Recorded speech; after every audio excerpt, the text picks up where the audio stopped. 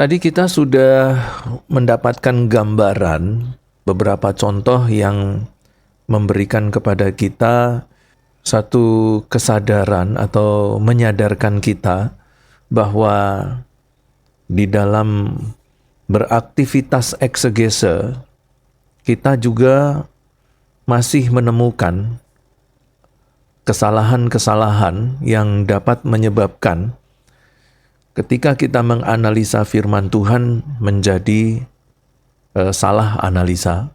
Karena itu perlu sekali dalam pelayanan-pelayanan kita memiliki sikap eksegese kritis, di mana dengan sikap ini kita berharap supaya orang-orang yang melakukan kesalahan eksegese itu dapat menyadari kesalahan yang terus-menerus dan konstan.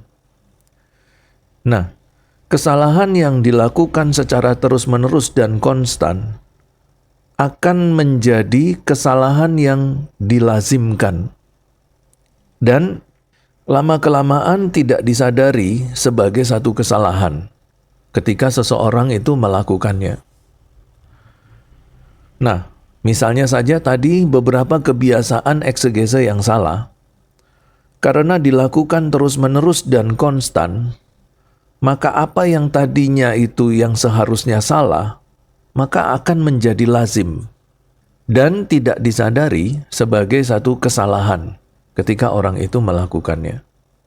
Nah, itulah sebabnya maka diperlukan sikap dan pemahaman eksegese kritis, supaya kita dengan eksegese kritis itu kita bisa mendapatkan gambaran yang mendetail, yang kemudian mampu menyadarkan diri kita maupun orang lain bahwa kita telah berada pada jalur eksegese yang salah.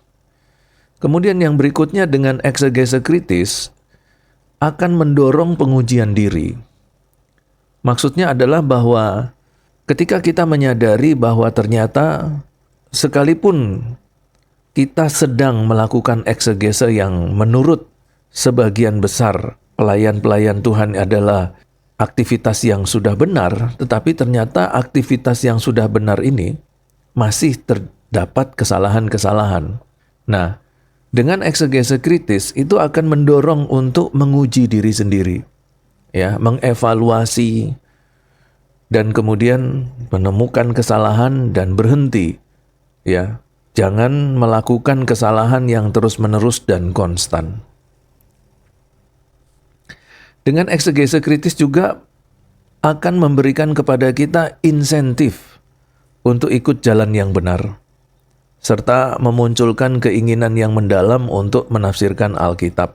Nah, karena itu kita sebagai pelayan-pelayan Tuhan perlu membekali diri dengan eksegese kritis, yaitu memiliki kemampuan untuk mengetahui hal-hal apa saja yang di dalam eksegese harus kita hindari sebagai satu tindakan aktivitas analisa yang keliru. Nah, dengan demikian maka kita terhindar dari kesalahan fatal dalam menganalisa firman Tuhan.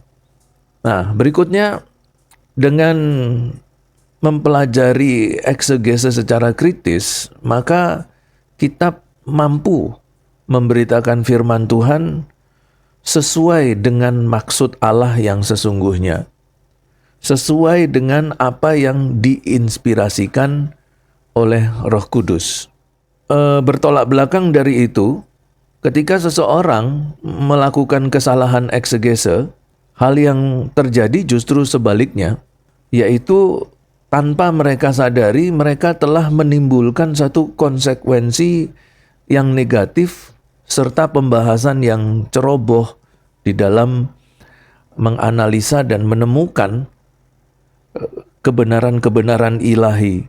Tetapi bagi dia sudah menemukan kebenaran ilahi. Tetapi bagi Tuhan, apa yang dia temukan itu hanyalah sebuah kesalahan. Salah seorang teolog yang sangat terkenal sekali dalam dunia hermeneutika yaitu D.A. Carson. Dia mengatakan bahwa sekalipun seseorang itu telah memiliki Roh Kudus di dalam hidupnya, tetapi bukan berarti dia terbebas dari kesalahan-kesalahan di dalam eksegese. Jadi D.A. Carson itu mengatakan bahwa jangan sampai orang itu kemudian bangga diri bahwa di dalam dirinya ada Roh Kudus. Dengan demikian maka semua yang dia lakukan di dalam persiapan pelayanan dia itu semuanya benar. Belum tentu. Berulang kali di dalam kelas-kelas teologi, saya itu mengingatkan kepada para mahasiswa bahwa ketika kita memandang seorang pendeta, seorang hamba Tuhan, dalam tanda petik hamba Tuhan senior, bukan berarti kemudian karena seniornya dia, bukan karena dia sudah menjabat sebagai seorang pendeta, kemudian dia tidak melakukan kesalahan di dalam penelaahan dan penganalisaan firman Tuhan. Bisa jadi semakin senior hamba Tuhan itu, semakin lama dia melakukan kesalahan-kesalahan eksegese yang konstan. Nah, karena kesalahan yang terus-menerus dilakukan tidak dianggap lagi sebagai satu kesalahan, malah sebaliknya dianggap sebagai kebenaran. Kalau tidak melakukan seperti itu, justru dia merasa bersalah. Nah, dengan studi seperti ini, kita akhirnya dapat memonitoring dan mengevaluasi diri kita sendiri dan juga orang lain, supaya kita seminimal mungkin terhindar dari kesalahan-kesalahan eksegese. Karena kesalahan-kesalahan eksegese itu sudah pasti akan mempengaruhi pemberitaan firman Tuhan. Ya, baik di dalam khotbah, pengajaran, maupun dalam tulisan-tulisan teologi. Dan ini akan menimbulkan konsekuensi negatif. Jika sebuah kesalahan dalam penafsiran itu tidak dikoreksi, maka hal itu bisa berdampak luas, yaitu apa? Menyesatkan orang lain, atau menciptakan ajaran yang tidak alkitabiah. Saya kasih contoh satu saja, dan ini banyak sekali terjadi. Bahkan hamba-hamba Tuhan senior tidak menyadari kesalahan mereka itu, yang sebenarnya melupakan kesalahan eksegese. Begini maksud saya mencoba untuk mengajak saudara-saudara untuk mengingat peristiwa ketika Tuhan Yesus memanggil Petrus, Yakobus, dan Yohanes untuk mengikuti dia. Pada waktu Tuhan Yesus ada di Danau Galilea, di situ ada Petrus, Yakobus, Yohanes sedang mencari ikan. Semalam-malaman mereka mencari ikan, lalu kemudian mereka tidak mendapatkan satu ekor pun sampai siang hari.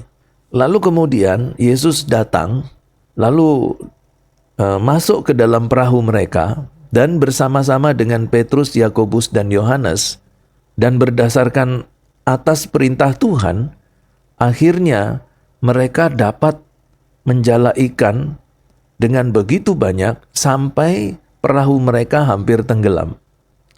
Kemudian mereka menepi, lalu Tuhan Yesus berkata kepada mereka yang sedang, mereka bertiga, Petrus, Yakobus, Yohanes, yang sedang merapikan jala itu, yang sedang beres-beres, Tuhan Yesus katakan, "Mari, ikutlah aku. Kamu akan kujadikan sebagai penjala manusia." Lalu kemudian mereka meninggalkan segala sesuatunya dan mengikut Yesus. Dan hampir semua hamba Tuhan ketika mereka khotbah seperti ini, pengajarannya apa? Kira-kira Bapak Ibu mau lanjutkan? Pengajarannya apa? Yang selama ini Bapak Ibu dengar kalau ada khotbah tentang panggilan Yesus kepada Petrus, Yakobus, dan Yohanes. Mereka katakan, banyak pengkhotbah katakan, sebagian besar mereka katakan, bahwa Petrus, Yakobus, Yohanes tanpa pikir panjang, meninggalkan segala sesuatunya, tanpa pikir panjang, meninggalkan pekerjaannya, dan mengikut Yesus. Inilah konsep mengikut Yesus yang benar. Nah, itu kata pengkhotbah itu. Ketika Tuhan Yesus panggil, kamu tidak boleh mikir macam-macam. Tanpa pikir panjang. Tinggalkan segala sesuatunya, ikutlah Yesus. Sama seperti Petrus, Yakobus, dan Yohanes. Tanpa pikir panjang. Meninggalkan segala sesuatunya. Mengikut Yesus. Karena orang yang berpikir panjang adalah orang yang masih hatinya berat dengan semua yang akan dia tinggalkan. Tetapi orang yang tidak berpikir panjang, ketika Tuhan Yesus panggil dan langsung meninggalkan, inilah murid-murid yang sejati. Nah, banyak yang khotbah begitu. Ya Pak, iya? Oke. Iya. Nah, sekarang pertanyaannya, betul enggak khotbah ini?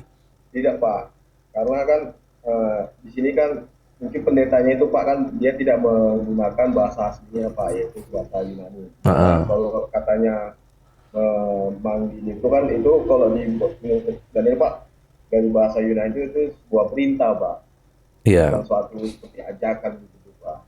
Itu artinya Yesus memberikan perintah pada mereka bahwasanya mengikut mereka, artinya bukan berarti itu ya Petrus itu mengikut, bukan, itu memang udah perintahnya Yesus ketika mereka sudah melakukan penjala gitu Pak. Artinya Pak ketika Petrus melakukan penjala itu, artinya disitulah Pak Petrus itu bahwasanya dia harus meninggalkan itu adalah perintah bahwasanya dia harus mengikut Yesus, dia akan menjadi sebagai penjala manusia. Perintah itu Pak. Oke. Dari Pak Daniel mengatakan ini bukan ajakan tetapi ini perintah. Ya, oke. Ada yang lain? Kalau saya lebih fokus itu ajakan, Pak. Kalau Yesus, semua murid-murid Tuhan Yesus itu kan sebelum mereka istilahnya dibawa dalam kata saya itu kan Yesus mengajak dia lepas dari mereka mau atau enggak. Saya kebetulan bukan saya sudah percaya kata kebetulan ya, Pak. Tapi bagusnya Petrus meresponi ajakan yang Tuhan berikan untuk menjadi murid-muridnya dan menjadi pencala manusia. Oke, ada yang lain? Nah, ya. Jadi ajakan juga, Pak. Ajakan ya, oke. Ya. Nah, mari kita coba untuk mengeksegese dengan benar. Apakah orang-orang yang tadi dengan konsep khotbah seperti ini terlepas dari ajakan atau perintah, tetapi eksegesenya itu sudah benar apa belum? Nah, mempertanyakan permintaan Tuhan Yesus itu sebagai ajakan atau perintah itu juga bagus, ya. Itu salah satu bagian dari eksegese, tapi belum keseluruhan. Mari kita lihat siapakah Petrus, Yakobus, dan Yohanes. Petrus, Yakobus, dan Yohanes ini adalah famili dekat dari Tuhan Yesus. Famili dekat. Jadi mereka ini bukan siapa-siapa, bukan orang lain yang dalam sepanjang hidupnya tidak kenal Yesus. Saya berpikir bahwa Petrus, Yakobus, dan Yohanes ini sejak kecil sudah kenal Yesus. Karena mereka ini masih famili dekat. Dan kita tahu bahwa orang-orang Yahudi, masyarakat Yahudi, itu sistem kekerabatannya itu sangat kental. Nah, sekarang saya mau tanya, di dalam Kolose pasal yang kedua dikatakan bahwa segala kepenuhan kealahan berdiam di dalam jasmani Yesus Kristus. Singkatnya, bahwa keilahian Allah Bapa, hakikat Allah Bapa itu ada di dalam tubuh jasmani Tuhan Yesus sejak Tuhan Yesus dikandung. Itu berarti pada waktu Yesus masih kecil, pada waktu Yesus balita, children, youth, remaja, itu kepenuhan kealahan itu nyata di dalam kehidupan Tuhan Yesus. Karena itu Yesus sebagai manusia sejati dan Allah sejati itu nampak sejak dari lahir, bayi, anak-anak, remaja, dewasa. Maka ketika Yesus hadir sebagai anak muda yang adalah Allah sejati, itu sangat nampak sekali di dalam kehidupannya. Dan itu pasti sudah terlihat oleh Petrus, Yakobus, dan Yohanes. Jadi Petrus, Yakobus, Yohanes ini mengenal Yesus pada masa anak-anak, pada masa remaja, pada masa pemuda. Petrus, Yakobus, Yohanes ini kenal siapa Yesus. Pertanyaan kritisnya, kenapa tidak sejak pemuda mengikut Yesus? Pada saat mereka sudah tua, kita lihat ada catatan Petrus sudah punya istri. Dia sudah punya mertua. Dalam kondisi dia sudah punya istri, kemungkinan dalam tanda petik sudah punya anak. Karena orang Yahudi itu kalau tidak punya anak itu terkutuk, merasa dikutuk. Karena itu setiap rumah tangga Yahudi selalu berusaha punya anak. Ya kita anggap Petrus sudah punya anak. Dalam keadaan sudah berumah tangga, sudah punya istri, dalam tanda petik mungkin kemungkinan besar sudah punya anak, baru merespon panggilan Yesus. Sekarang pertanyaannya, apakah itu tiba-tiba ataukah itu berpikir panjang? Saya tanya, kalau Bapak, Ibu, Saudara-saudara punya family yang gerak-geriknya, perilakunya berbeda, apakah kalian, Bapak, Ibu, mau mengatakan bahwa sepupu kita itu adalah Tuhan? Dari kecil sudah kenal, remaja sudah kenal. Ya, kenapa tidak dari remaja saja mengikut Yesus? Kenapa tidak dari pemuda saja mengikut Yesus? Bukankah kepenuhan kealahan Allah Bapa itu berdiam di dalam tubuh jasmani Yesus sejak kecil? Itu berarti keilahian Yesus sudah nampak mulai dari kecil, remaja, pemuda sudah nampak. Tetapi ketika mereka sudah tua-tua seperti itu, baru merespon panggilan Yesus, ikutlah aku. Bagi saya sudah terlambat. Ketuaan, sudah terlalu tua. Tetapi khotbah para pendeta apa? Mereka tanpa berpikir panjang respon. Oh, mereka berpikir berulang-ulang. Ini famili saya, ini sepupu saya. Mau saya jadikan Tuhan. Mikir dulu mereka. Jadi ketika mereka memutuskan untuk mengikut Yesus, itu pemikiran yang berulang kali. Sampai pada titik terakhir mereka katakan, oke, saya mau mengikut engkau. Nah, analisanya salah kan? Berapa banyak coba pendeta yang lakukan itu? Analisa yang salah. Ini adalah cara eksegese yang salah. Hasilnya, doktrinnya salah, dogmanya salah, pengajarannya salah. Sekarang pertanyaannya, apakah ketika mereka khotbah seperti itu adalah khotbah yang diinspirasikan Roh Kudus? Roh Kudus tidak pernah bermaksud seperti itu kok. Tapi mereka khotbahkan.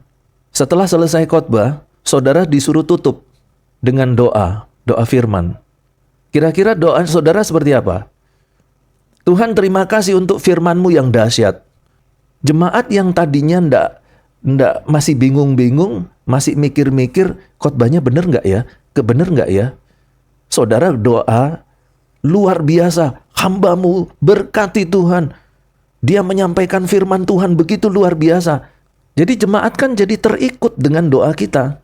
Mengamini khotbah yang salah. Oh, jangan dipikir ini masalah sepele. Tuhan akan minta pertanggungjawabannya. Itulah pentingnya eksegese kritis.